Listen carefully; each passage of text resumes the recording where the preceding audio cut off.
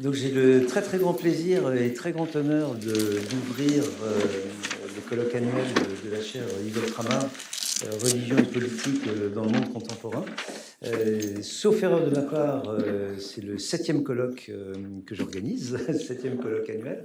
Donc on a maintenant un beau capital derrière nous. Et bien sûr, le colloque est le moment fort des activités de la chaire Yves Ultramar.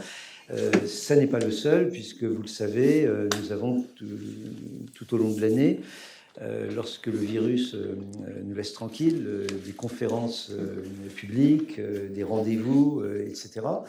Et puis également, d'une certaine manière, nous devons remercier le Covid-19, parce qu'il nous a gênés en termes de conférences publiques, mais il nous a aidés à inventer d'autres modes d'intervention. Donc nous sortons de la pandémie plus fort que nous ne l'étions, d'une part parce que maintenant nous pouvons compter sur une quinzaine de chercheurs associés de la chaire qui contribuent à son animation et qui contribuent à l'institutionnalisation de la chaire, ce qui est une excellente chose. Et d'autre part, en grande partie grâce à ces chercheurs associés, nous avons pu produire entre 20 et 25 tournages, entretiens de plus ou moins longue durée, les entretiens de la chaire Yves Ultramar d'une part, d'une heure environ, avec des chercheurs traitant de ces questions de religion et politique, et d'autre part, les à point nommés, beaucoup plus courts, qui traitent de points d'actualité, toujours dans cette perspective. Et je vous invite d'ailleurs à aller consulter sur la page de la chaire Yves Ultramar, sur le site de l'Institut, ces entretiens. Vous avez maintenant une très belle vidéothèque. Pour en revenir au colloque d'aujourd'hui, Femmes de pouvoir religieux, l'idée nous en est venue justement au cours d'une discussion que nous avions eue dans le cadre du cycle Ma religion dans la cité avec Patrick Goujon, jésuite, qui lui-même est un spécialiste des femmes exerçant un certain pouvoir religieux dans l'Église romaine au début du XVIIe siècle. Et à partir de cette conversation, nous avons trouvé l'idée très originale et on l'a un petit peu montée en généralité, ce qui nous a permis de monter ce colloque avec l'aide, et je les en remercie chaleureusement, des unes et des autres qui interviendront tout au long de ce soir, bien entendu, mais également demain au cours des ateliers. Alors, la question assez stupide de laquelle nous pouvions partir, c'est Dieu est-il misogyne ? Bon, vous connaissez toutes la formule des 3 K en allemand, cuisine, enfant, église.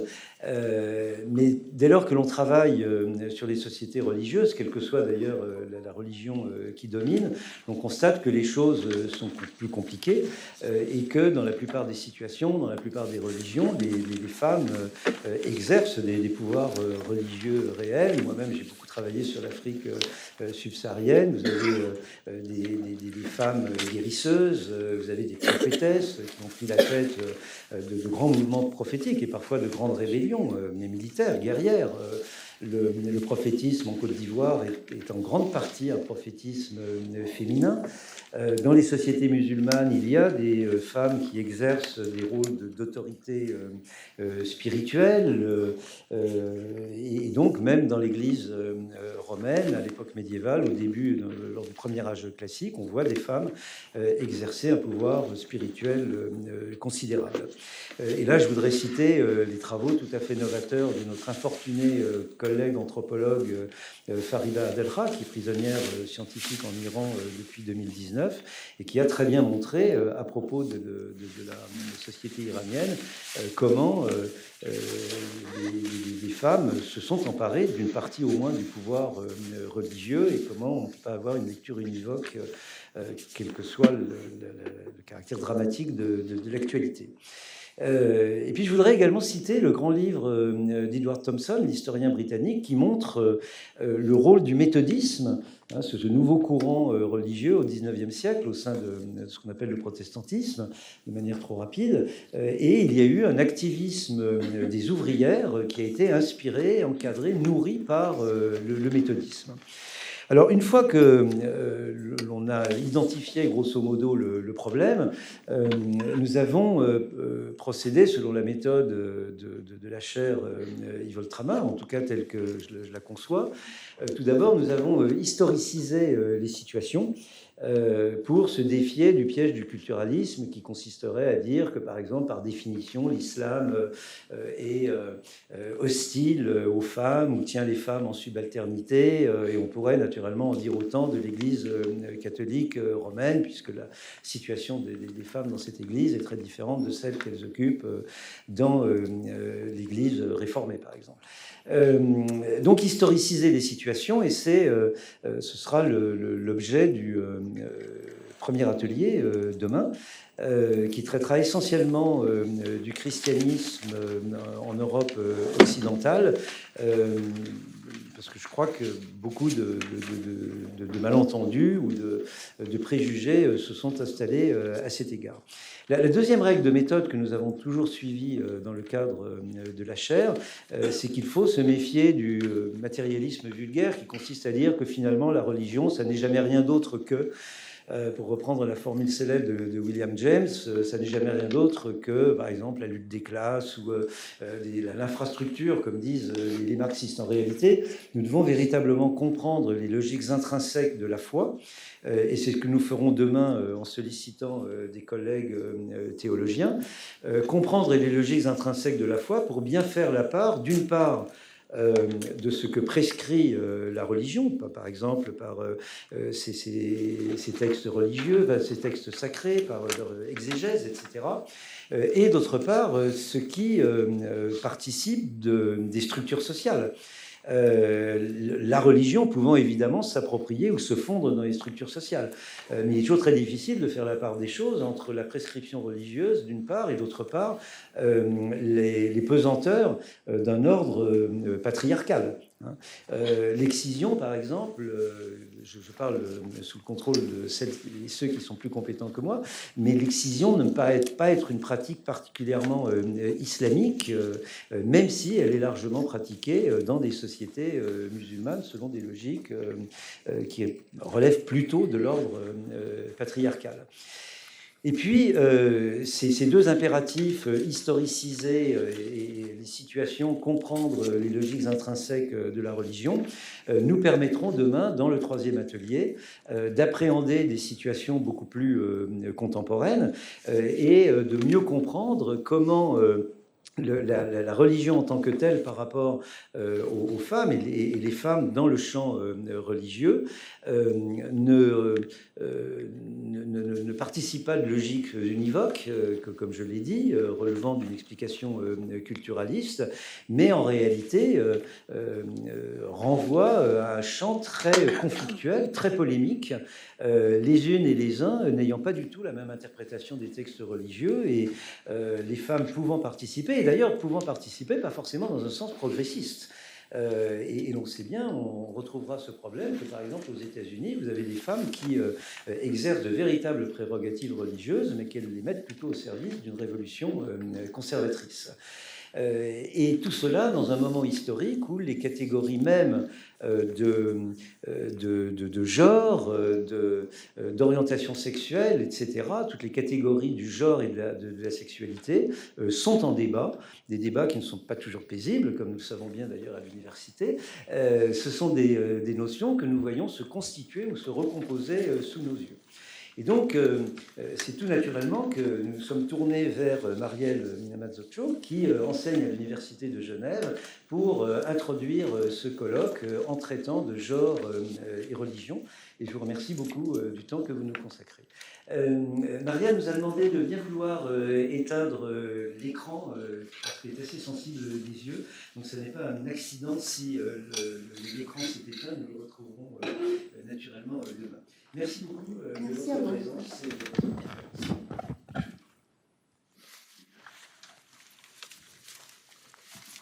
Pour le scandale des hommes, aujourd'hui, ce sont les femmes qui parlent et qui prophétisent. Ce sont des mots rédigés au XIIe siècle par Hildegard de Bingen, la célèbre mystique allemande, femme médecin, auteure d'ouvrages spirituels et mystiques. Pour le scandale des hommes, ce sont les femmes qui aujourd'hui parlent et qui prophétisent. Dans un contexte socioculturel profondément patriarcal, où les rôles sont figés et subsiste une normativité de genre, la voix des femmes religieuses et spirituelles a représenté l'émergence d'un dire différent, d'une parole différente, inclassable, qui échappe à toute définition, à tout contrôle, et qui est donc subversive, susceptible de remettre en discussion un système social et de faire éclater des cadres. Et pour cela, au fil des siècles, la voix des femmes religieuses et spirituelles a été sans cesse recadrée, car subversive, différente, dangereuse. L'histoire nous montre que dans le domaine du savoir, les femmes ont souvent porté la robe du silence, elles se sont effacées, elles ont été effacées, cela perdure encore en plusieurs pays du monde. Pourtant, contre toute attente et de manière quasi paradoxale, en Occident, si on regarde l'histoire du christianisme, la spiritualité et la religion ont été le seul lieu de l'histoire où les femmes ont pu prendre la parole dans l'espace public, dans la société. Donc non seulement écrire ou parler dans un cadre assez clos, dans un monastère, mais plutôt avec un impact dans la vie sociale. Elles ont donc pu prendre la parole dans l'espace social, dans la vie publique, en essayant de répondre aux défis éthiques de leur temps, en s'inscrivant aussi dans des débats politiques, donc en dépassant complètement l'enceinte du monastère et d'un lieu clos. Donc, faut-il dire que la religion chrétienne a accordé du pouvoir aux femmes, la liberté d'expression. La liberté d'expression ne relève pas de la censure ou du contrôle. On pourrait dire par contre que les femmes, de manière paradoxale, ont su contourner le pouvoir, jouer avec le pouvoir. Et dans un instant, on verra de quelle manière. Puisque je souhaiterais proposer une lecture assez rapide historique pour proposer des constructions sociales au fil des siècles, du Moyen-Âge jusqu'à la première modernité. Et ensuite, m'inscrire davantage dans l'actualité, dans la contemporanéité, pour ouvrir des chemins de réflexion concernant justement le genre, la religion de manière plus large et plus inclusive, la spiritualité. En sachant qu'une réflexion contemporaine est située, puisque vous le disiez il y a quelques instants, tout bouge, nous sommes dans un moment de mutation concernant notre idée du genre, et donc mon discours sera provisoire et situé. Pour quelle raison je dis qu'on peut considérer des constructions sociales au fil des siècles? Alors, la prise de parole dans l'espace public relève d'un jeu de pouvoir qui parfois procède dans les deux sens, dans les deux directions, et qui donne lieu de manière inévitable à la construction de personnages, tant masculins que féminins, et donc à des rôles assez figés, sclérosés. De manière générale, on peut affirmer que la notion de femme religieuse, homme religieux, femme spirituelle, homme spirituel, dans un contexte donné, situé, est une élaboration culturelle qui doit être démontée une pièce après l'autre afin de pouvoir reconstruire de manière consciente les différents passages qui ont amené à une situation donnée. Cependant, il faut faire une précision, puisqu'il y a tout de même une différence, une distinction entre la personne religieuse spirituelle, sa vie religieuse spirituelle, sa foi, et son impact dans la société. Puisque les études de genre, une lecture genrée, intervient au moment où l'on considère le sujet, la personne, dans le cadre social, c'est-à-dire ses modalités d'expression, de quelle manière elle intervient, cette personne, dans l'espace public, dans la société, dans un contexte culturel donné. Par contre, la foi, la vie spirituelle, la vie religieuse de l'individu, homme ou femme, dépasse complètement les questions de genre, puisqu'il s'agit d'un espace inclusif qui transgresse la notion du genre. C'est intéressant puisque au fil des siècles, même les auteurs spirituels le disaient clairement. Nos âmes n'ont pas de sexe différent. Ce sont les mots qu'employait une mystique laïque française, Madame Guyon, au XVIIe siècle. Et même les études contemporaines sociologiques montrent, par exemple, que dans le cadre de centres spirituels, par exemple, lorsqu'on interroge des personnes concernant leur vie spirituelle, leur vie religieuse, leur foi, les personnes interrogées ne donnent pas une lecture genrée. Par contre, lorsque le sujet intervient dans la société et doit prendre la parole concernant la spiritualité, la religion et la foi, il y a une lecture genrée, il y a des stéréotypes. Il est intéressant, par exemple, de constater que de nos jours, dans les églises, plutôt que dans des centres spirituels, des conférences, ici c'est vraiment une exception, puisqu'il y a des hommes. Alors, de manière générale, on voit qu'il y a une large majorité féminine. Donc, est-ce que les hommes considèrent que la religion et la spiritualité concernent davantage le féminin ? On pourrait se poser la question. Mais c'est une question que se posait déjà François de Sales au XVIIe siècle, un auteur spirituel, l'évêque entre guillemets de Genève en exil à Annecy à l'époque donc de la Réforme. Et il savait que cet auteur avait rédigé une introduction à la vie spirituelle, l'introduction à la vie dévote. Et dans cet ouvrage, il y avait un personnage fictif, Philotée, celle qui aime Dieu, Philotée.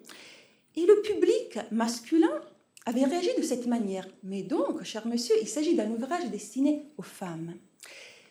La réaction de cet auteur, de François de Sales, dans l'ouvrage qu'il a publié par la suite, dans le traité de l'amour de Dieu, dans la préface, il écrivait « Eh bien, Philotée, c'est l'âme qui aspire à la foi, à la spiritualité, à la religion. Et il s'avère, disait-il, que les hommes ont une âme aussi bien que les femmes. » Et nous sommes au XVIIe siècle. Et donc, cette précision pour vous dire que le sujet spirituel, religieux en tant que tel, sa vie intérieure profonde, dépasse complètement les questions du genre et la polarité masculin-féminin. Et c'est donc l'expression de sa vie spirituelle, ses modalités d'expression dans un cadre social, culturel donné, qui va donner lieu à une lecture genrée qui relève des questions de genre donc, et de pouvoir. Et à ce propos, voilà une petite lecture historique. Est-ce qu'on peut trouver des catégories, donc des constructions sociales, et lesquelles ?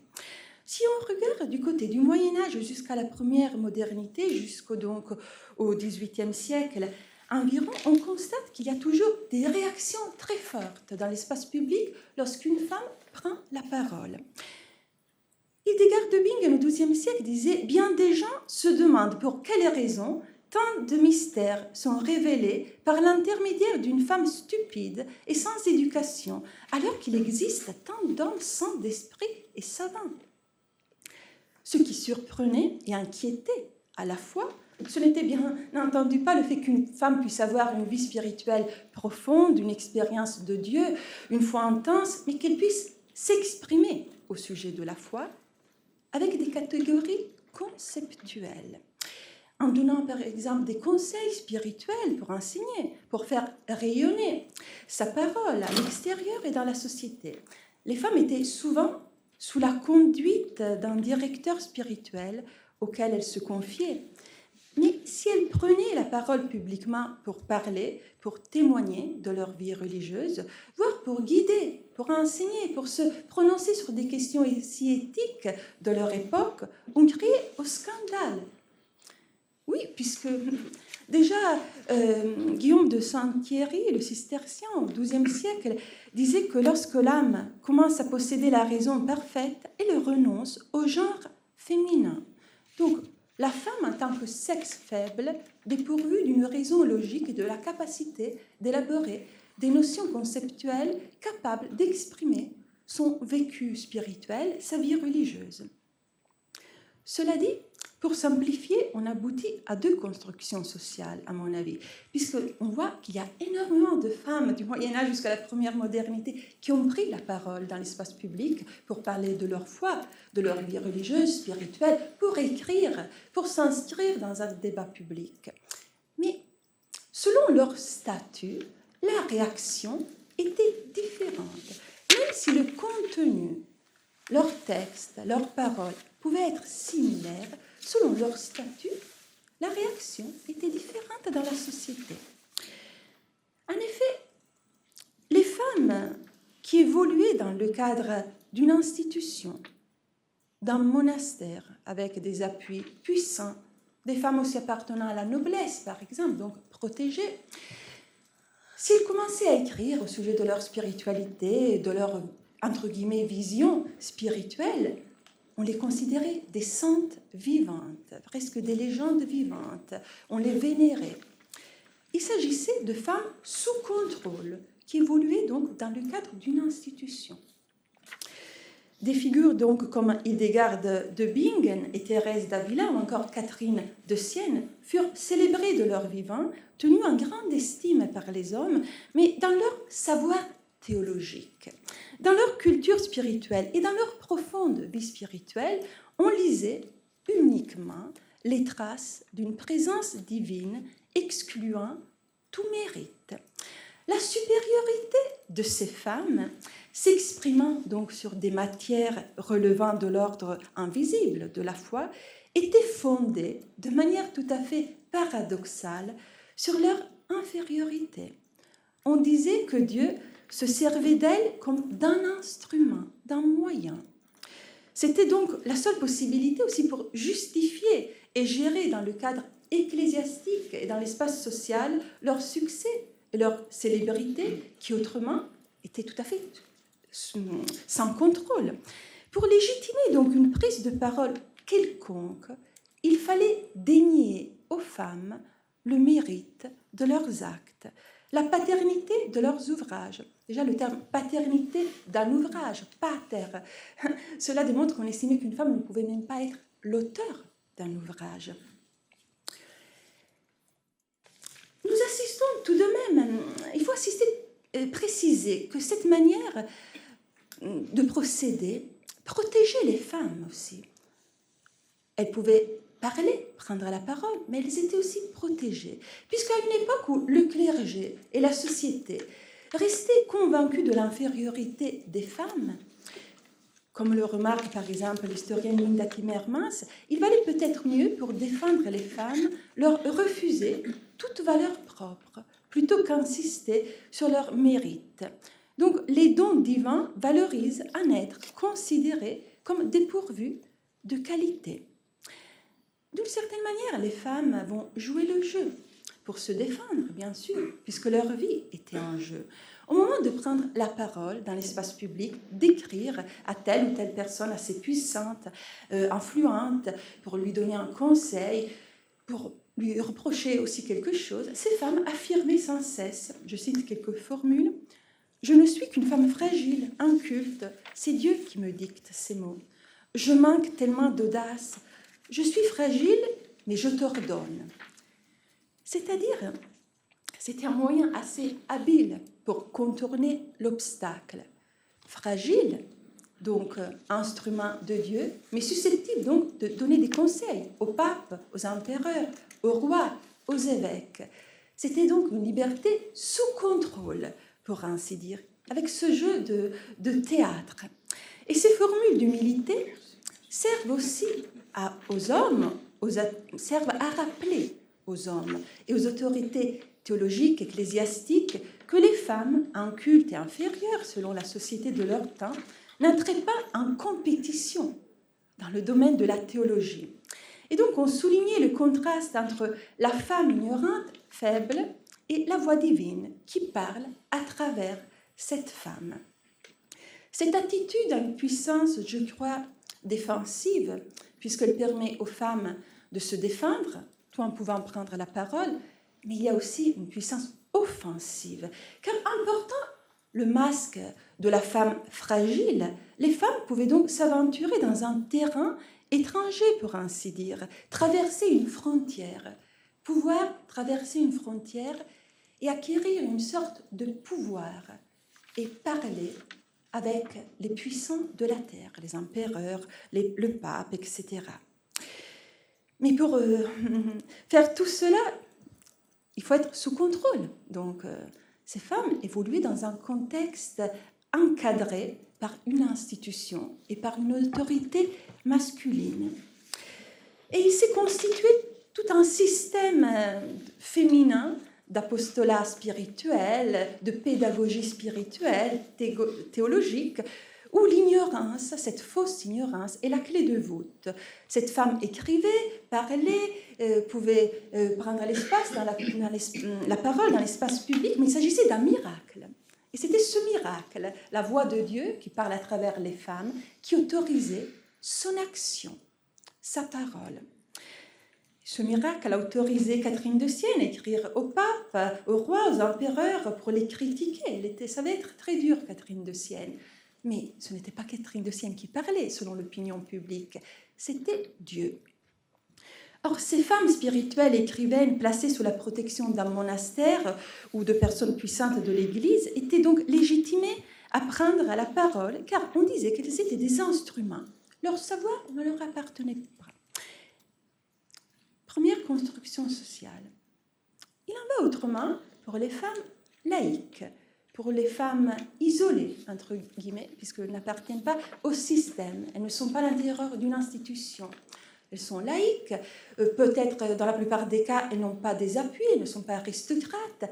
Ce sont comme des électrons libres. Et leur impact sur la société est profondément différent. Car lorsque cette liberté spirituelle et religieuse est revendiquée par une femme laïque, elle peut être conçue, perçue comme étant transgressive et subversive dans un contexte social et politique où les rôles sociaux et sexuels sont figés. D'abord, elle suscite la curiosité, l'enthousiasme, voire l'émotion. Mais ensuite, elles sont perçues comme une menace qui échappe à tout contrôle. Femmes, laïques, écrivaines, qui revendiquent leur liberté donc d'expression à plusieurs niveaux. Vie littéraire, vie spirituelle, artistique, vie sociale, voire politique. Elles sont vues comme des figures de l'altérité. Elles sont perçues comme étant différentes. On dit qu'il s'agit de séductrices, de magiciennes, de monstres. Elles échappent à tout contrôle, à toute définition. Donc elles ne peuvent pas être encadrées, cadrées, recadrées par leurs contemporains. Ce sont des électrons libres. Et donc, il faut trouver un moyen pour les arrêter. Avec quel droit ces femmes prenaient la parole et osaient remettre en discussion le système? Donc, lorsque c'est une femme laïque qui prenait la parole sans la protection d'un couvent ou de quelqu'un d'assez puissant ayant le pouvoir, ces femmes revendiquaient un charisme apostolique, une vocation presque pastorale, mais aussi une ambition spéculative, théologique, une vocation d'écrivaine, puisqu'elles avaient conscience d'elles-mêmes comme étant auteurs d'un ouvrage. L'exemple des béguines, les femmes du Moyen-Âge qui vivaient seules, voyageaient ou vivaient en petits groupes, menaient une vie profondément spirituelle, mais elles étaient indépendantes, même d'un point de vue économique, en témoigne largement. Je pense notamment à Marguerite Porete, brûlée vive en 1310, place de Grève à Paris, suite déjà à la deuxième condamnation de son ouvrage. Elle revendiquait sa liberté d'expression. Et son texte, Le miroir des âmes simples et anéanties, rédigé en langue vernaculaire, entrait donc en concurrence avec les théologiens de la Sorbonne. Elle revendiquait une ambition spéculative. Et elle incarna jusqu'à son dernier souffle les paroles de son livre, à savoir que la parfaite liberté ne connaît pas de pourquoi. On a donc essayé d'effacer les traces du passage de ces femmes, leurs ouvrages, les censurer, les tuer. Mais même au XVIIe siècle, à l'époque moderne, les choses sont autant compliqué. Peut-être on ne brûle plus les femmes, mais on leur interdit de prendre la parole si elles sont laïques, si elles revendiquent une liberté d'expression. Et je pense par exemple à Madame Guyon, que je citais il y a quelques instants, cette auteure mystique française du XVIIe siècle, qui s'inscrit d'une certaine manière dans un mouvement presque écuménique avant la lettre, engagée dans une démarche spirituelle personnelle, tout à fait indépendante de tout ordre religieux. Elle était une femme qui constituait un danger, car elle représentait l'affirmation d'une identité féminine transgressive de nombreux codes ou interdits imposés par l'époque. Elle voyageait, Madame Guyon, Thonon, Lyon, Grenoble, Turin, Paris. Elle animait aussi un petit cercle à la cour de Versailles. Donc elle se mêlait aussi du pouvoir, non seulement de la religion et de l'aspect théologique. Au final, entre 1686 et 1703, elle connaît 5 périodes de détention d'une durée totale d'environ 8 ans. Vincennes, la Bastille, puis l'exil à Blois. Et après la censure et la condamnation de ses ouvrages, au moment le plus tendu de la querelle théologique sur le langage spirituel et mystique qui frappa le siècle de Louis XIV, cette Madame Guyon nous dit, sans ironie, « C'est une chose qui doit surprendre tout le monde, que me traitant toujours d'ignorante et de femme qui ne savait rien du tout, on m'a traitée avec plus de rigueur que le plus habile théologien qui aurait fait des erreurs volontaires dans les points les plus essentiels de notre foi. Lorsqu'on fait des mauvais livres, on se contente de les faire condamner, sans tourmenter personne. Tout au plus, on les exile. Mais alors, pourquoi me tourmenter près de 20 ans pour la même chose? Oui, pourquoi tourmenter ces femmes laïques qui prennent la parole dans l'espace aussi public, puisqu'elles veulent faire bouger les frontières, elles veulent faire éclater des cadres? Pour quelle raison elles doivent toujours persuader les autres que finalement ils ne sont pas en train de s'écarter du chemin imposé aux femmes? Le problème, c'est qu'elles osent, oser. Les détracteurs de cette Madame Guyon, mais aussi d'autres femmes de l'époque, comme par exemple Antoinette Borignon, écrivaient souvent dans leurs textes officiels et dans leurs correspondances « elle ose ». Elle ose se mêler de théologie, elle ose parler avec nous, elle ose. Et donc, elle constitue un danger, puisqu'elle ose tout simplement faire éclater un cadre figé, traverser une frontière, faire quelque chose de nouveau, et donc mettre en danger une structure donnée, puisqu'elles font bouger donc les frontières. J'ai fourni 2 exemples de construction sociale, à mon avis. La femme qui parle et agit sous contrôle, dans un cadre plutôt figé, qui joue avec le pouvoir, mais qui fait partie du système de l'institution. Elle est perçue comme quelqu'un qui transmet la voix de l'autre, de Dieu, de l'altérité, comme un instrument. Mais puis, il y a les femmes inclassables, qui, elles, sont perçues comme la voix de l'altérité, mais d'une autre manière. La voix de l'altérité, parce qu'elles sont perçues comme étant différentes. Alors, cette lecture historique très rapide n'est pas censée produire d'autres constructions, mais montrer de quelle manière on peut créer des personnages. Mais qu'en est-il de l'époque contemporaine? Est-ce qu'on est sorti de ce cadre, de ces projections, de la création des personnages? Bon, on ne parle plus de la sorcière, de la magicienne. Lorsque une femme prend la parole au sujet des questions spirituelles, on ne va pas la condamner, brûler. Il n'y a plus l'inquisition. Mais par contre, on construit encore, puisqu'il y a encore des représentations mentales, culturelles, lorsqu'on aborde la question du religieux et du spirituel. Mais de quelle manière? On peut par exemple voir de quelle manière on interprète aujourd'hui des figures spirituelles et religieuses assez proches de nous, c'est-à-dire du XXe siècle, décédées à la fin du XXe siècle ou au début du XXIe siècle.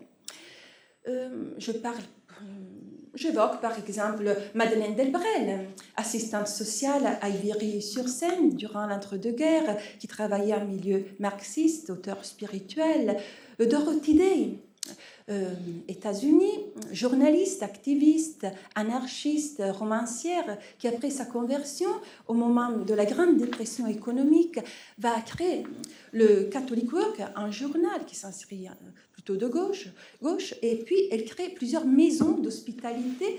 Et elle va sauver la vie à plusieurs milliers de personnes qui n'avaient plus de logement, de nourriture, de vêtements. Je pense aussi à Chiara Lubich, la fondatrice du mouvement des Focolari, qui s'inscrit dans un mouvement interreligieux et qui a invité les gens à développer une mentalité monde. Mais citons aussi Hélène Monastier, une vaudoise qui a collaboré, on l'oublie souvent, elle a collaboré avec Pierre Céresol à la création du service social, service international, donc pacifisme. De quelle manière on crée des personnages? Ces femmes sont assez proches de nous. Il y a une belle différence par rapport aux femmes du passé que j'ai évoquées, une Catherine de Sienne plutôt qu'une Béguine, plutôt que Madame Guyon, plutôt que Thérèse d'Avila. Ce sont des femmes cultivées. Elles ont fait des études universitaires, issues de milieux bourgeois, un niveau socioculturel assez élevé. Elles avaient une vie sentimentale dans la plupart des cas. Elles étaient libres, elles avaient un travail, étaient libres d'un point de vue économique, indépendantes. Mais par contre, on construit encore des personnages, mais de manière différente, puisque l'intermédiaire n'est plus l'institution, l'Église, l'autorité ecclésiastique. Je crois que nous sommes nous-mêmes les auteurs de ces constructions sociales, ceux et celles qui élaborent un personnage. Pas des saintes vivantes, mais vraiment un personnage. Nous créons des personnages. Et pour quelle raison? Dans le cadre, je crois, des femmes religieuses ou spirituelles, c'est-à-dire de figures féminines, qui non seulement évoluent, disons, dans un cadre ecclésiastique, puisque j'ai cité des femmes laïques qui avaient un travail. Je parle de figures spirituelles qui vont intervenir dans l'espace public, dans la vie éthique, voire dans la vie politique de leur temps. Pour quelle raison on élabore un personnage ou plutôt un mythe? Puisque nous avons besoin peut-être de mythes. Face à l'effondrement de nos certitudes, on crée des mythes. Un idéal impossible à atteindre. Puisque lorsqu'on crée un mythe à partir d'un personnage, d'une personne, voilà, déjà mon lapsus, j'ai dit personnage, d'une personne réelle, on crée un mythe et un idéal qu'on peut difficilement atteindre. Donc c'est aussi un peu une excuse pour ne pas s'engager et ne pas suivre le chemin de liberté, le chemin éthique indiqué par ces figures, par ces personnes spirituelles ou religieuses. Mais déjà ce terme de personne spirituelle et religieuse, c'est une construction, une catégorie que je peux utiliser du point de vue opérationnel, une catégorie conceptuelle. Mais qu'est-ce qu'une personne religieuse? Qu'est-ce qu'une personne spirituelle? Donc on crée des mythes, un idéal à atteindre, mais qu'on ne peut pas atteindre. Et donc ils s'éloignent de nous. Ces personnes étaient réelles. Dès leur vivant, on était en train de créer des mythes. Il est intéressant de voir ce propos que des personnes comme Dorothy Day, elle était une pacifiste aussi, elle manifestait, elle écrivait plusieurs ouvrages pour s'engager dans la vie sociale et éthique de leur temps. Eh bien, face aux journalistes et aux foules qui la suivaient, elle disait « Don't call me a saint, ne m'appelez pas sainte, je ne veux pas m'éloigner de vous, je ne veux pas être oubliée aussi vite. » Elle avait perçu le danger. Madeleine Delbrel disait « nous autres, gens des rues », c'est-à-dire elle allait à la rencontre des autres. Mais nous sommes en train de créer des mythes. Et les publications le montrent très bien, les documentaires, les films qui se multiplient même au sujet de ces figures spirituelles. Et de quelle manière on crée ce mythe? Avec la narration. La narration qui est très puissante, puisque dès qu'on aboutit à une narration, on peut aussi supprimer des chapitres de la vie de telle ou telle personne. Il est intéressant de voir de quelle manière on construit ce mythe de ces femmes. On va montrer dans un documentaire uniquement les photos de la dernière partie de leur vie. On hésite lorsqu'il s'agit de les montrer à 20 ans, 30 ans, en train de prendre le soleil sur une plage à Miami Beach. C'était le cas de Dorothy Day. On ne parle pas de leur vie sentimentale. Surtout, on ne parle pas de leur sexualité.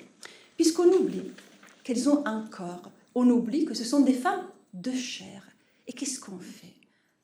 On crée un prototype, l'éternel féminin. L'éternel féminin qui se matérialise et incarne dans ces femmes et qui est toujours le même. Il est immuable, universel. Et il donne lieu donc à un mythe, un personnage figé, parfait.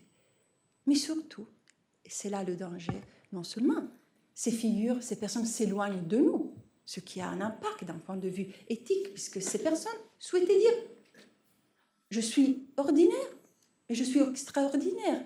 Mais l'extraordinaire, c'est quoi? C'est le fait d'avoir le courage d'ouvrir un chemin nouveau, un chemin de liberté. C'est ça l'extraordinaire. Mais ce sont des femmes ordinaires, comme tout le monde. Donc elles ne souhaitaient pas du tout devenir des saintes, des personnages mythiques. Mais il y a un deuxième danger qui relève davantage des questions de genre. C'est en créant un mythe, on aboutit à une normativité de genre. C'est-à-dire, la femme doit incarner cet idéal d'éternel féminin qui va la servir, puisqu'il est identique pour toutes les femmes. C'est curieux, puisque l'éternel féminin, en fait, est une catégorie spirituelle qui, dans la spiritualité chrétienne, notamment au XXe siècle, dénote tout autre chose, c'est-à-dire la sagesse divine au féminin, Dieu au féminin, de manière très inclusive. Au XXe siècle, des auteurs comme Thomas Merton, États-Unis, le jésuite et paléontologue français Pierre Teilhard de Chardin, des auteurs russes comme Bulgakov, Endemikov ont parlé de cette catégorie de l'éternel féminin, mais sans l'associer aux femmes réelles, c'est-à-dire l'éternel féminin en tant que puissance créatrice en Dieu, l'éternel féminin en tant que puissance cosmique, l'éternel féminin en tant que sagesse de Dieu expressive, l'expressivité de Dieu, Dieu en tant que créatif. C'était la définition que donnait Teilhard de Chardin. L'éternel féminin comme puissance créative, expressive. Mais il y a un problème. Dès que cet éternel féminin se matérialise dans un contexte social et culturel donné, et il s'incarne dans une femme réelle, eh bien, on va créer le mythe et le personnage, la femme parfaite qui doit correspondre à cet éternel féminin. Donc la femme va être piégée. La femme spirituelle qui obéit à l'éternel féminin doit être une femme vouée au service, c'est-à-dire l'aide sociale, être assistante sociale, aider les autres. Par contre, pour les hommes spirituels, il n'y a pas ce problème. Ils ne doivent pas se conformer à un idéal d'homme spirituel. Et on le voit lorsqu'on regarde plusieurs auteurs du XXe siècle. Oui, on aboutit encore à des légendes vivantes, mais il n'y a pas ce danger de normativité de genre. Puisque la question du mythe concerne aussi bien les femmes que les hommes. Albert Schweitzer était déjà une légende de son vivant. Puis si on regarde sa vie de près, on voit tout de même que c'est un homme tout à fait normal. Et on peut aussi le critiquer et démonter tel ou tel choix. Thomas Merton aussi, ça ne pose pas aucun problème. Lorsqu'on considère sa vie, son journal, on voit qu'il a eu une relation d'amour alors qu'il est moine. Et ça, c'est super. Le public adore ça.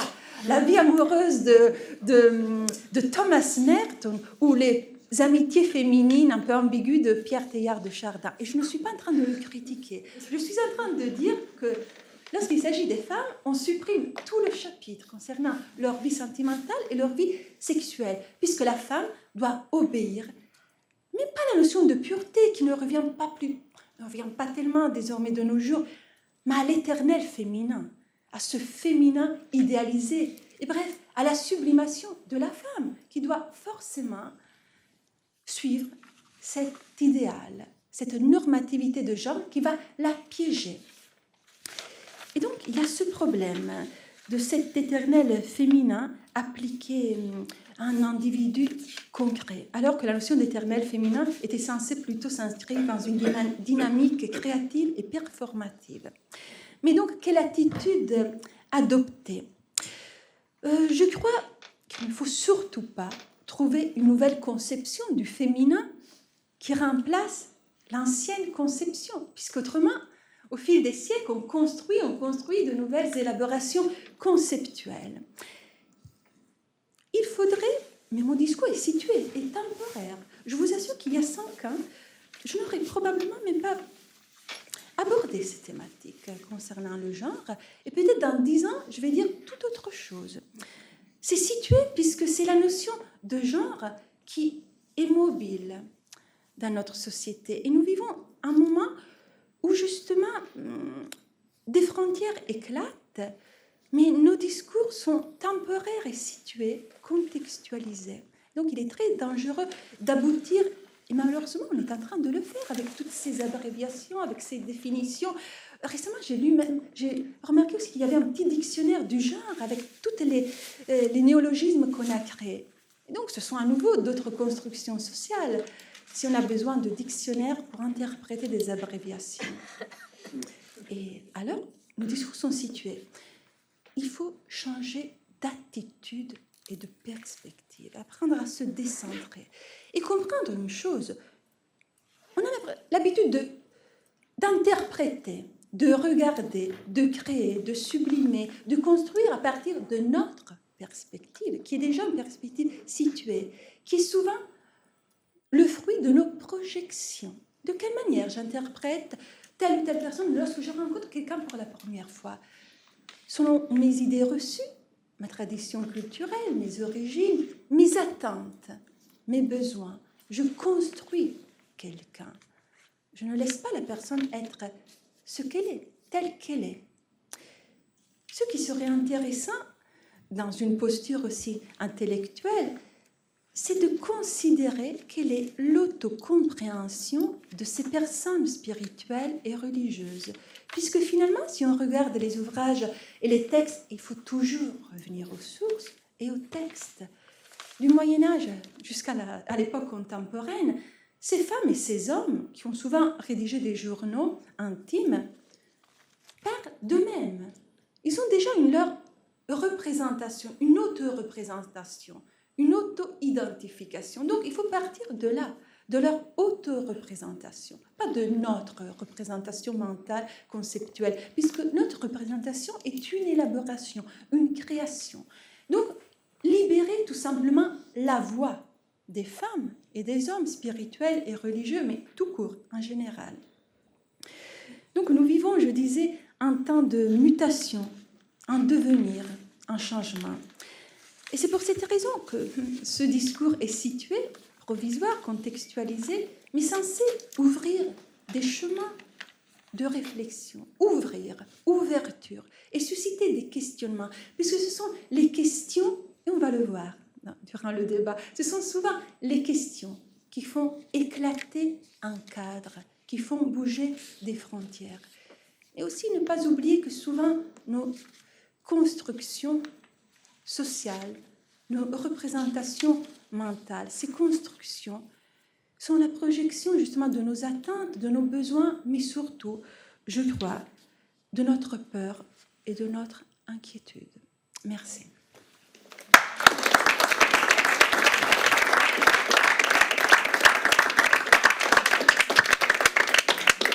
Merci beaucoup, Marielle. Donc, j'ouvre le débat et je pense que le mieux, c'est que vous distribuiez vous-même la parole au fur et à mesure qu'elle est demandée. Merci.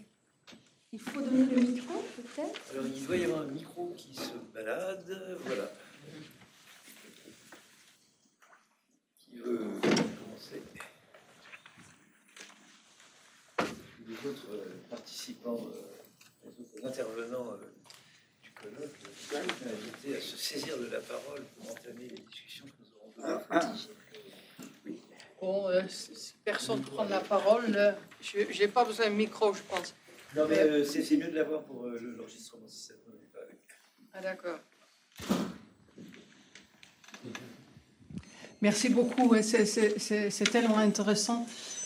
Mais en même temps, je trouve que c'est aussi un peu triste, votre histoire, parce que ça veut dire que il faut que nous, on est enfants, qu'on se plie toujours envers ce que la société, patriarcale dans la plupart du temps, veulent des femmes mystiques ou bien n'importe comment. Et on peut bien dire que ça pourrait changer. Il faut prendre de ce que les femmes ou une femme mystique pense d'elle-même. Mais en même temps, on ne peut jamais éradiquer la vue que les autres ont sur elle. Alors, moi, je trouve plutôt la question qu'il faut se poser, d'où est-ce que ça vient que... Parce que, bon, peut-être c'est pas toujours misogyne, mais bon, quand même, brûler une femme à Paris, c'est pas vraiment très, très gentil. Mais pourquoi, d'où vient cette idée que la femme ne veut rien du tout? Moi, j'aime bien parler demain sur une religion quelque part en Afrique. Afrique, c'est très grand. Pour montrer dans une religion animiste, est-ce qu'on trouve les mêmes choses ou bien est-ce qu'il y a une différence? Et puis, mais quand on regarde dans nos sociétés, dans les religions que moi j'appelle monothéistes, pourquoi ça se fait que les femmes, c'est toujours une dérivée? Alors, oui, c'est triste, effectivement, mais il y a aussi un peu d'optimisme, puisque finalement, elles ont eu le courage, plusieurs femmes, de faire bouger les frontières. Mais oui, c'est très triste, mais plusieurs considérations. D'abord, chaque discours est vraiment situé dans la mesure où chaque contexte socioculturel est différent. Donc, c'est intéressant de voir que dans le christianisme, il y a eu toutes ces femmes qui ont pris la parole, même dans l'espace public. Et je rappelle qu'on a encore plusieurs milliers de manuscrits inédits de telle ou telle femme tombée dans l'oubli, qu'on ne connaît pas, mais il y a des textes qu'on peut redécouvrir. Il y a beaucoup de recherches à faire dans ce domaine. Si vous regardez du côté de l'Orient, par exemple le bouddhisme, vous trouverez qu'il y a très très peu de femmes spirituelles qui ont rédigé des textes. Donc il n'y a pas de femmes spirituelles en Orient. Non, tout dépend justement du contexte culturel. Le christianisme, oui, les femmes ont pu jouer avec le pouvoir, mais on a vu à quel prix tout de même. Donc chaque contexte est différent d'un point de vue socio-culturel et religieux. Et c'est pour cette raison que je dis que les discours sont situés. D'où ça vient? Ce qui concerne, c'est une très grande question, presque d'ordre existentiel, effectivement. Je pourrais dire qu'en ce qui concerne tout de même le côté chrétien et la question du spirituel, de la femme spirituelle, etc., la femme religieuse, notre élaboration conceptuelle du divin s'inscrit elle-même au fil des siècles dans un cadre patriarcal, d'un Dieu tout-puissant qui a du pouvoir, d'un Dieu homme, entre guillemets. Et cela a un impact, je crois, dans l'élaboration conceptuelle de la femme, spirituelle et religieuse. Et c'est intéressant de voir que, par contre, les écrivaines spirituelles, les femmes, tant du Moyen-Âge que de la première modernité, non seulement un milieu chrétien, un milieu catholique, mais aussi un milieu anglican et un milieu réformé, et même un homme, un milieu luthérien, je pense à Jacob Böhme, on parlait aussi du côté féminin de Dieu, de manière inclusive. Et donc, ils ont pu aboutir aussi à une élaboration conceptuelle du féminin davantage inclusive. D'un point de vue théologique, je crois que ça a eu un impact. Puis bien sûr, le fait que les théologiens étaient des hommes, les femmes n'avaient pas accès, dans la plupart des cas, à la lecture du latin. Le savoir était interdit aux femmes. Donc, la réponse serait très vaste, mais il faut toujours considérer, je crois, le contexte situé, culturel et géographique à un moment donné. Et voir que ces femmes ont tout de même essayé de faire éclater, disons, des cadres, mais qui vont se refermer tout le temps. Et c'est pour cette raison qu'il est très important, je crois, de nos jours, d'essayer de démonter ces élaborations et constructions sociales, tout simplement en libérant la voix de ces femmes et en regardant leurs textes, leurs paroles, qui dépassent les siècles, puisqu'elle est très inclusive et ouverte aussi au public contemporain. Merci.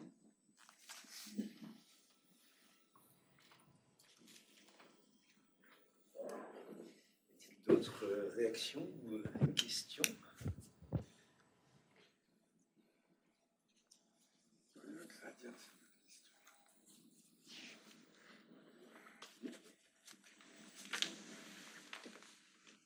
Merci beaucoup pour cette intervention. Je voulais vous poser une question. Donc moi, je parle plutôt du Moyen-Âge, plutôt médiéviste. Et j'étais sensible aussi aux exemples que vous avez pris et mis en série sur une longue période historique. Donc merci. Et je voulais peut-être vous demander simplement de développer un petit peu plus sur ce cas que je connaissais pas trop de Madame Guyon, puisque effectivement, quand on parle en tant que médiéviste, on a tendance souvent à penser que il y a eu une sorte de mouvement pour écarter les femmes quand même de la sphère des possibilités d'écriture, de la sphère du travail, des métiers et tout ça.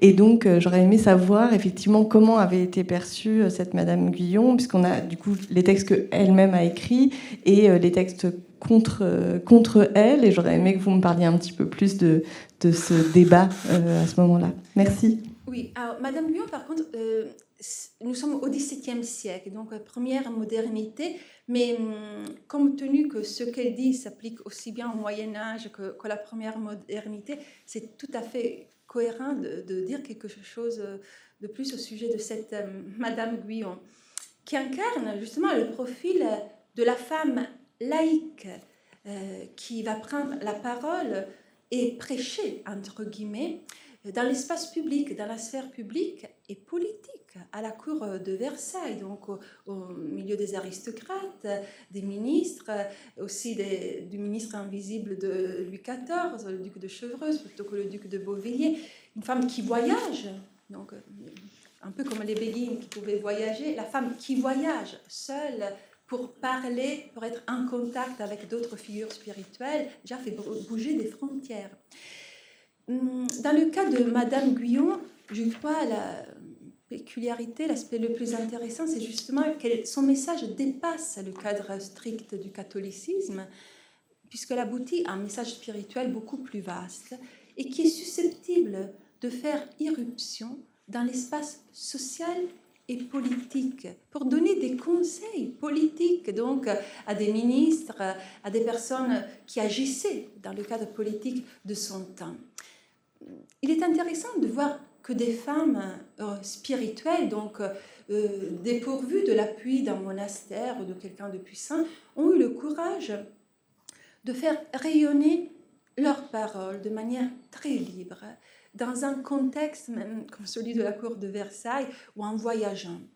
Cela montre, il y a un épisode qui me vient à l'esprit, pour vous dire que ces femmes avaient, un peu comme Marguerite Porete, ces femmes avaient vraiment une conscience d'elles-mêmes en tant qu'auteurs, susceptibles d'être en concurrence avec les savants de leur temps. Et ça, c'est très intéressant, puisque Madame Guyon, au moment de la querelle théologique du pur amour au XVIIe siècle, où on a censuré énormément de textes mystiques, elle disait clairement, si je pouvais me rendre en Sorbonne avec les théologiens, je pourrais les convaincre. Donc elle estimait qu'elle pouvait le faire, qu'elle avait le droit de le faire, mais elle ne pouvait pas le faire, puisque l'accès à l'université, bien évidemment, lui était interdit. Mais donc elles ont la conscience d'elles-mêmes en tant qu'intellectuelles et pas simplement instrument de Dieu qui parle. Bien sûr, elles s'estiment, ces femmes, comme étant des femmes spirituelles, avec une vie profonde, spirituelle, avec une relation avec Dieu, au fond de leur âme, par contre. Mais, pour employer une expression de Maître Eckhart, mais lorsqu'il s'agit de se recentrer dans la vie sociale, puisqu'il y a le décentrement du spirituel, de l'homme ou de la femme spirituelle, le moment du décentrement, la vie intérieure, la vie spirituelle. Mais puis, il y a le moment du recentrement, puisque les êtres humains sont dans la société. Et donc, ce qui est intéressant, c'est de voir que ces figures spirituelles, ces femmes, n'étaient pas simplement des contemplatives, déconnectées du monde de la société, mais leurs paroles rayonnaient dans l'espace public. Il y avait une circularité entre vie intérieure et vie active, vie spirituelle et vie sociale. Pas pour véhiculer tout simplement des dogmes et donc reproduire des catégories fermées, mais pour ouvrir pour pouvoir faire rayonner leurs paroles avec un esprit critique également, pour faire bouger donc des frontières et faire en sorte que les gens se posent des questions et suscitent eux-mêmes des questionnements concernant leur vie, leur attitude. Et donc, le fait d'avoir une conscience d'elle-même en tant qu'auteur, je crois que c'est très moderne pour des figures tant du Moyen-Âge que du XVIIe siècle.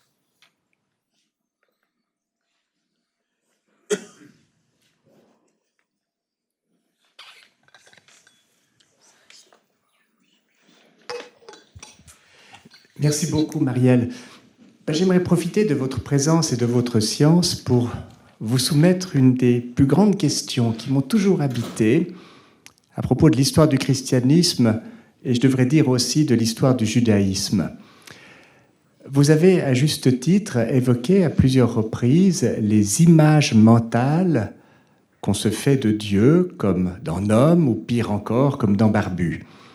Mais comment se fait-il que ni dans le judaïsme ni dans le christianisme, on ait entendu davantage de voix pour interdire qu'on se fasse de Dieu, dans le respect du deuxième commandement du Décalogue, des images mentales? Parce qu'après tout, se faire une image taillée de Dieu, on voit bien que c'est interdit et qu'on ne doit pas le représenter graphiquement. Mais se faire une image mentale de Dieu est probablement tout aussi dangereux que de s'en faire une image matérielle.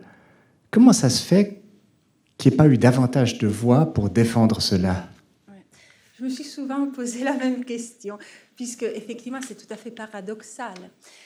Et on pourrait dire, en s'inscrivant dans la logique d'une structure, d'une société patriarcale, qu'on a tout simplement instrumentalisé notre idée du divin.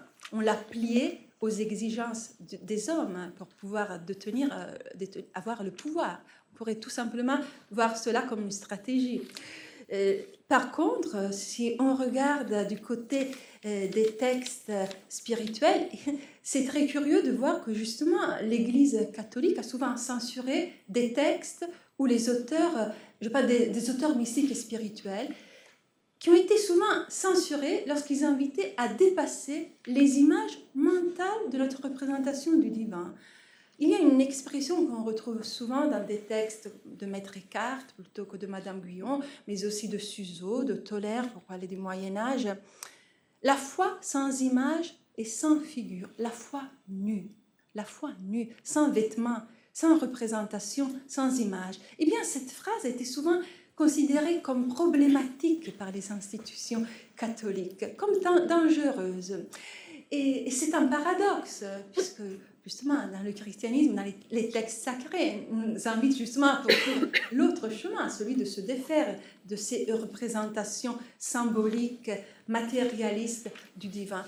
Donc, je crois que cette lecture très sexuée et genrée du divin s'inscrit dans un cadre patriarcal, dans des questions justement qui relèvent du pouvoir, finalement. C'est une question tout simplement de pouvoir. Mais le problème, c'est qu'après des siècles, on a du mal à sortir de cette représentation.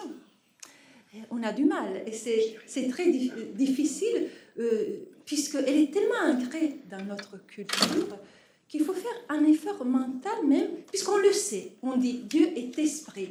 Mais par contre, on tombe dans le piège de cette construction sociale, même si on est conscient que c'est une erreur. Et donc, déjà, l'éducation, tout simplement. Éduquer à mieux situer les discours concernant le divin, en sachant qu'on a besoin du langage, puisque nous vivons dans une société. Et nous avons un besoin du langage pour parler et pour communiquer. Sans oublier, je le dis souvent dans mes cours, je cite souvent Maître Eckhart qui disait « Je prie Dieu de me libérer de Dieu ». De quel Dieu? Du Dieu que j'ai construit.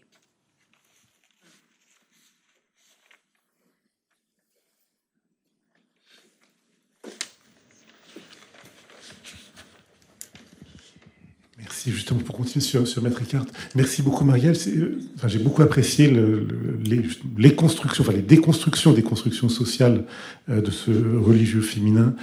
Mais je voulais précisément, m'était venue en tête cette remarque que toi-même tu présentes à nous.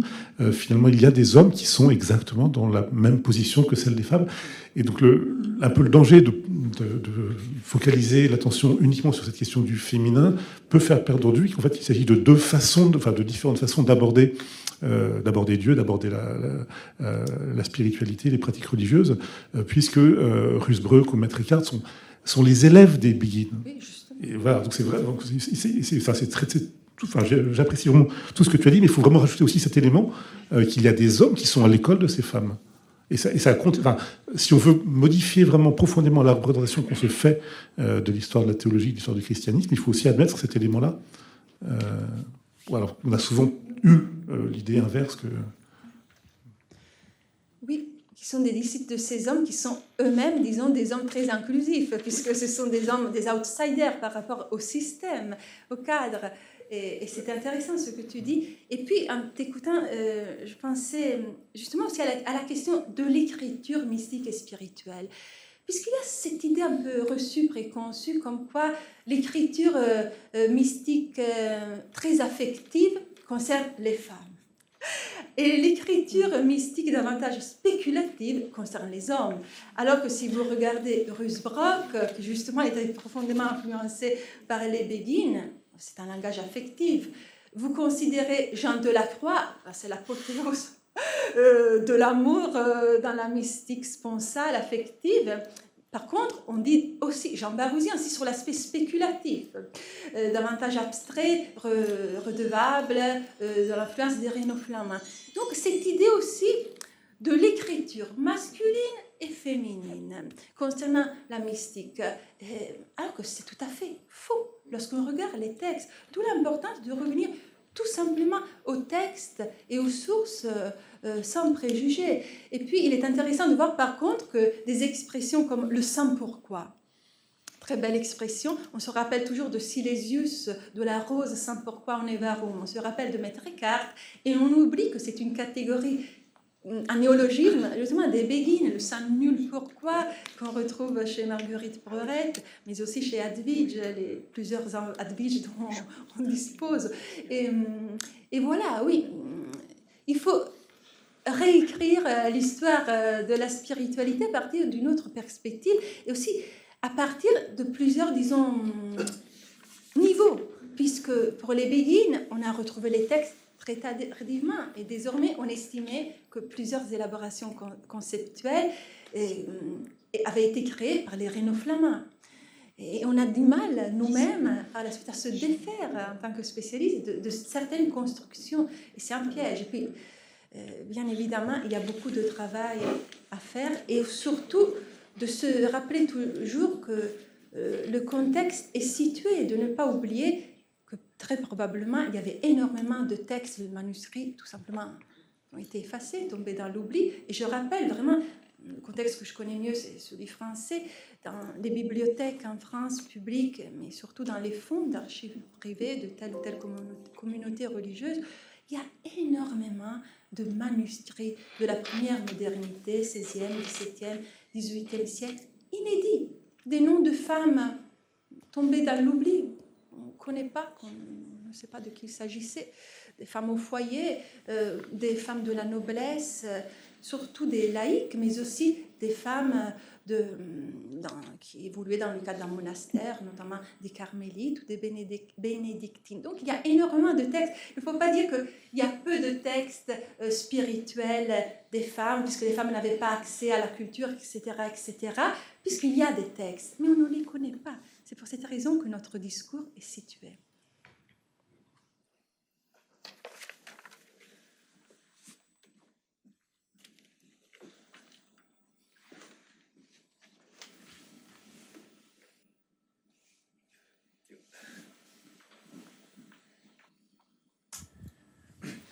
Merci pour ton exposé. Est-ce qu'on ne pourrait pas dire que ce que tu exprimes à travers le floutage des catégorie des genres qui sont très souvent dans les sociétés assez fixées et qui constituent un ordre social, est-ce qu'il n'est pas spécifique à notre temps, à une des caractéristiques de notre temps, de ce point de vue, une chance? Et je pense que tu évoquais tout à l'heure des figures féminines.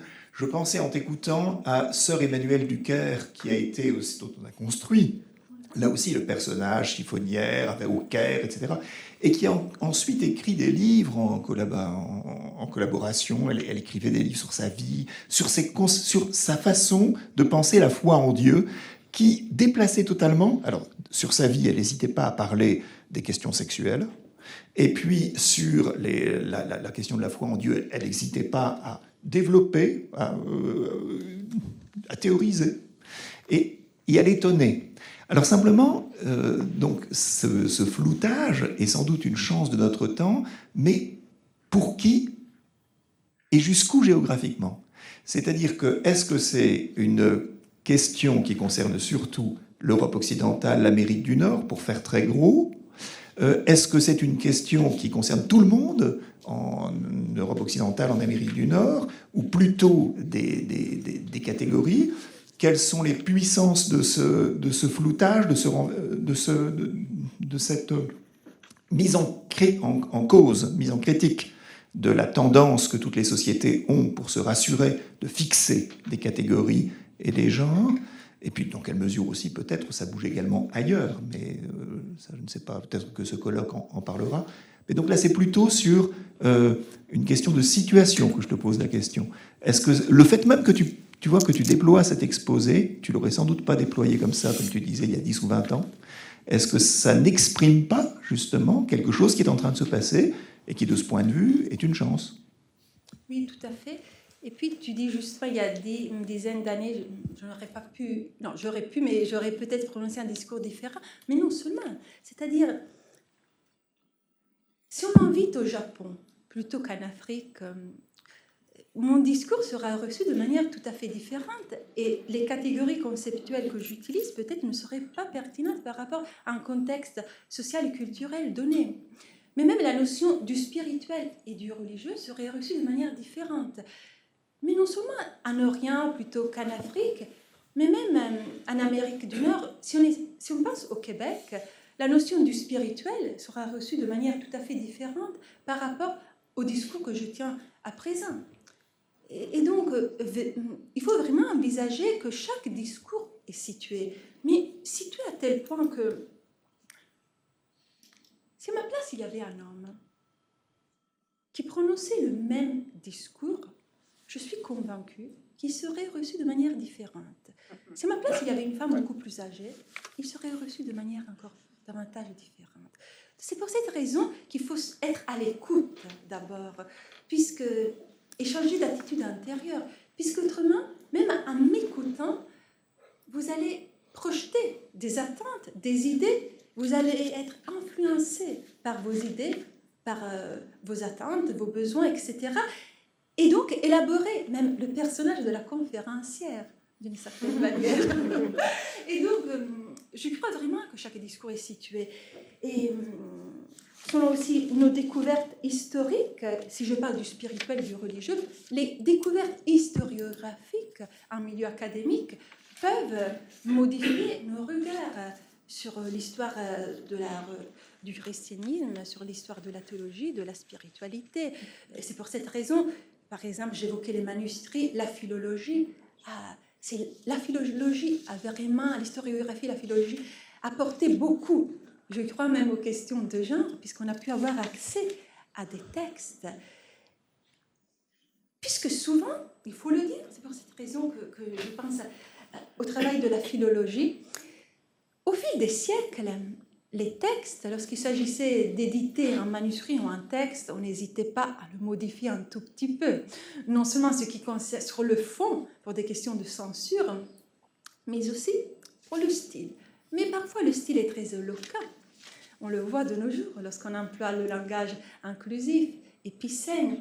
Et ils savaient que les auteurs spirituels et mystiques, souvent dans leurs manuscrits, qui n'ont pas franchi le seuil de la publication, bien évidemment, de leur vivant, dans leurs manuscrits, dans leur journal intime, etc., j'ai beaucoup travaillé pendant plusieurs années sur des manuscrits du XVIIe siècle inédits, et j'ai souvent remarqué un lapsus. Dans une même phrase, des auteurs, des hommes, des prêtres, passaient du masculin au féminin, il et ensuite elle. Et pour l'éditeur, il s'agissait d'une faute d'orthographe. Et donc on corrigeait et on mettait de manière systématique il. Mais ce il, elle, puisque ces auteurs s'adressaient à l'âme comme étant l'esprit, l'âme comme étant inclusive, dépassant donc la question du genre. Et donc on a des textes où on retrouve il partout, mais dans le texte, dans le manuscrit, il y a il, elle. Et c'est très intéressant si on considère la question d'un point de vue d'une lecture genrée. Il y avait il, elle.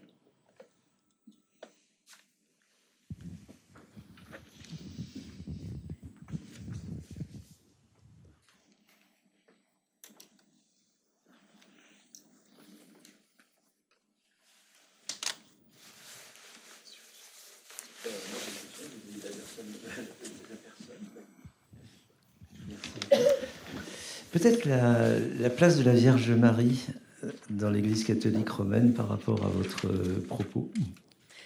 Qui a eu une énorme influence, surtout dans l'élaboration de la théologie de la femme après le Concile Vatican II.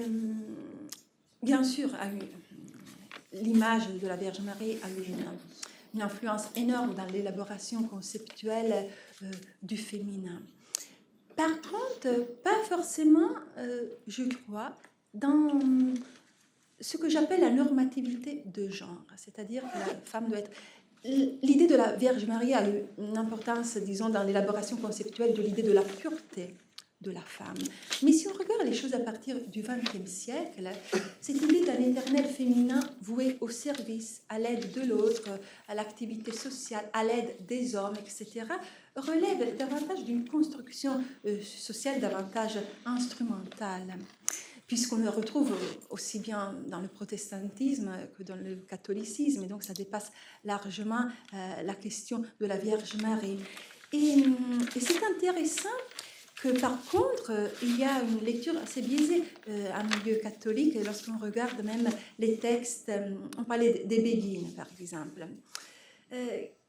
Lorsqu'elle parle du féminin en Dieu, donc Dieu comme étant le côté féminin de Dieu, c'est-à-dire la sagesse, la Sophia, la lecture théologique, même celle contemporaine, souvent, c'est de dire que ces femmes sont en train de parler de la Vierge Marie sublimée, alors qu'elles sont en train de parler de Dieu au féminin.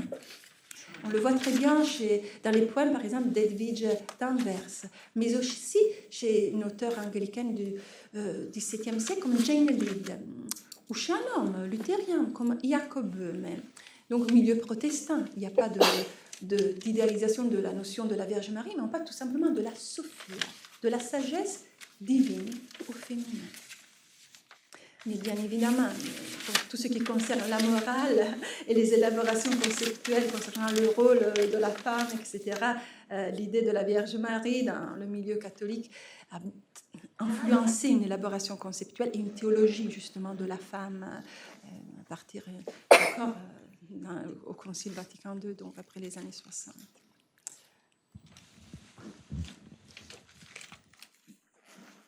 Peut-être, s'il n'y a pas d'autres questions,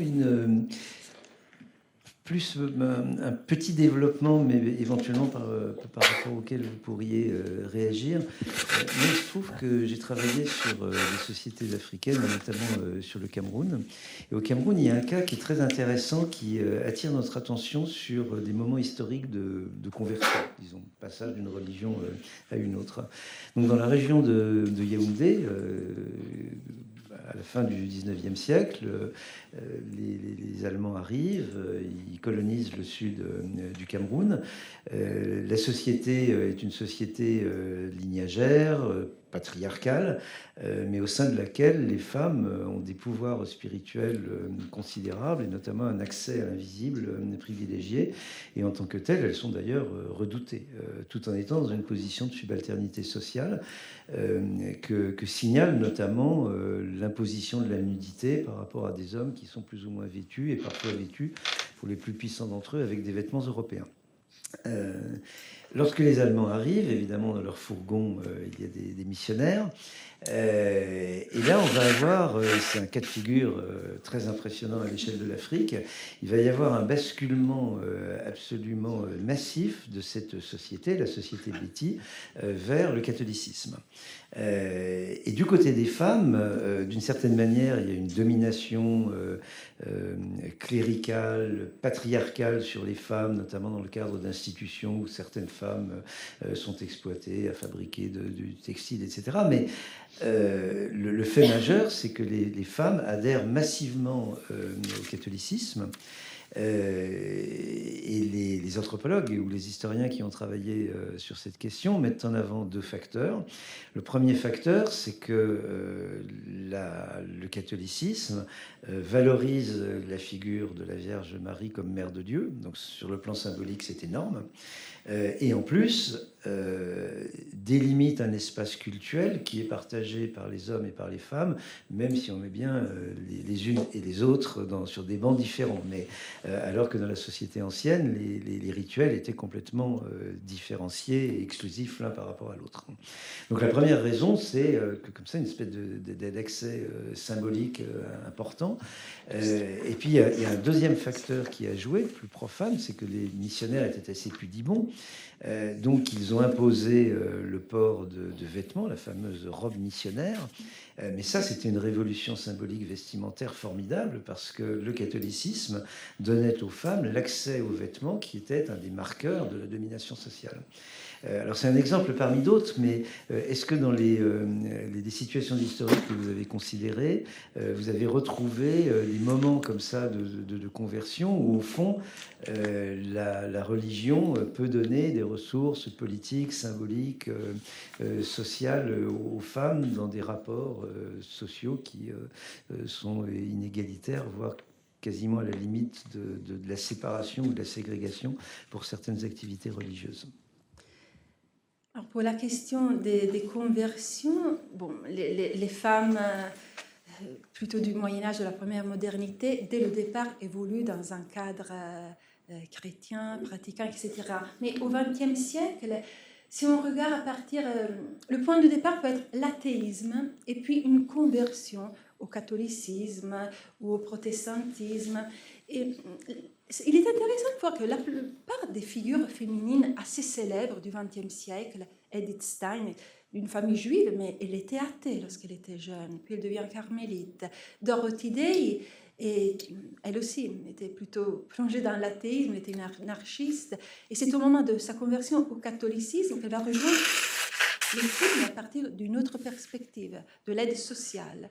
Donc elle trouve 2 éléments. On peut dire oui, que d'une certaine manière, la conversion a permis de compléter et de s'épanouir dans une dimension sociale, éthique, qui a eu un impact très fort dans la société, mais en même temps, elles ont été coupées d'une autre dimension de leur vie, disons, affective, sexuelle, des choix de famille. Par exemple, Dorothy Day habitait avec un homme qui ne voulait pas se marier, et donc elle a dû le quitter. Donc des choix qui imposent donc une perte d'une partie de leur vie, puisqu'à un moment donné, elles sont tellement dans le système que ces femmes ne peuvent pas... Dorothy Day disait tout le temps qu'elle était très seule après sa conversion. Son ouvrage majeur s'intitule « La longue solitude ». Pourtant, elle était au milieu des foules. Cette solitude qui relève du fait que tout de même, elles sont devenues à un moment donné des personnages. Puisque là, on ne parle pas simplement de conversion, mais d'une conversion qui va susciter un rayonnement avec une vie active et sociale. Oui, des jeux de pouvoir vont intervenir, puisqu'il est clair que cette femme seule, dans les années 30, n'aurait pas pu gérer plusieurs milliers d'individus seuls sans avoir l'aide des institutions à un moment donné. Pareil pour Madeleine Delbrel, Chiara Lubich. Elles ont besoin de l'aide du pouvoir. Mais par contre, c'est très différent par rapport à ce que vous dites et ce qui montre de manière très éloquente à quel point le contexte social et culturel influence ces rapports de genre et de pouvoir et aussi notre lecture. Et c'est pour cette raison qu'il faut vraiment avoir une approche, je crois, transversale et aussi interdisciplinaire qui est susceptible de nous remettre en discussion, de comprendre que donc tout ce que je viens de dire au sujet de l'Occident, si on le regarde à partir d'une autre perspective, peut donner lieu à une lecture encore différente, puisque ce sont des discours situés. Et c'est intéressant puisque cela montre à quel point notre savoir est en devenir et à quel point on ne doit pas être figé dans des catégories conceptuelles strictes. Et souvent, nous aussi, en milieu académique, à un moment donné, on se renferme peut-être dans des catégories trop figées, puisqu'on oublie ce qui se passe dans la société. Le rôle de l'universitaire et de l'intellectuel, le scientifique, je pense que les scientifiques l'ont bien saisi, cet aspect, mais les philosophes, les historiens, les théologiens doivent encore beaucoup travailler sur cet aspect. Le fait de s'ouvrir à la société et de comprendre ce que la société veut, de quelle manière la société est en train d'évoluer, de cheminer, puisque autrement on reste fixé dans un cadre fermé, dans des catégories conceptuelles qui bougent tellement vite qu'elles sont déjà anciennes au fil de quelques années. D'où l'importance, comme aujourd'hui et demain, d'organiser un colloque sur des questions qui croisent à la fois l'histoire, donc l'approche rigoureuse, stricte de l'histoire, de l'historiographie, mais avec des questions qui relèvent de la contemporanéité pour s'ouvrir ce qui se passe à la société, en sachant que nos catégories conceptuelles qui vont se transformer dans une société comme celle d'aujourd'hui, où la notion même de genre est en évolution, où tout bouge, eh bien, ces catégories conceptuelles nouvelles vont nous permettre aussi d'interpréter, de lire l'histoire de manière différente, sans s'arrêter à des constructions, mais en essayant de questionner le passé, pour voir de quelle manière il peut aussi nous aider à évoluer dans le futur. Et c'est à la fois une très belle conclusion de votre conférence et une très belle introduction pour nos travaux de demain. Merci mille fois, Marielle, de cette belle conférence d'ouverture.